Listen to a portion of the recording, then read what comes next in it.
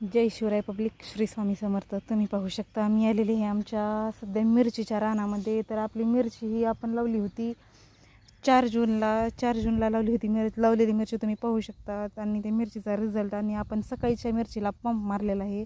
तर या मिरचीच्या पांढऱ्या मुळ्या वाढण्यासाठी आपण पंप मारलेला होता. तर आपण पंपामध्ये मारलेलं होतं औषध म्हणजे आपण असं काही जैविक किंवा रासायनिक औषध असं काही नव्हतं मारलेलं. फक्त आपण दूध आणि हळद मिक्स करून मारलेलं होतं पंपात. आणि माझ्याकडून हे पाहू शकता तुम्ही, चुकून वांग्याचं झाड एक रोप इथं लागलेलं होतं आणि मी लावलेलं होते धनी. तर धनी इतके छान आलेले आहेत ना, तुम्ही पाहू शकता. एकदम मस्त अशी धनी. आणि रिझल्ट तुम्ही पाहू शकता. 4 जून ते आज आहे तारीख 3 ऑगस्ट. तर तुम्ही माझ्या मिरच्याची क्वालिटी पाहू शकता. आणि मिरची एकदम अशी छान आणि एकदम मस्तपैकी अशी छान ही होत आहे. तर माझे सध्या आपली चालू आहे मिरची खुरपणी.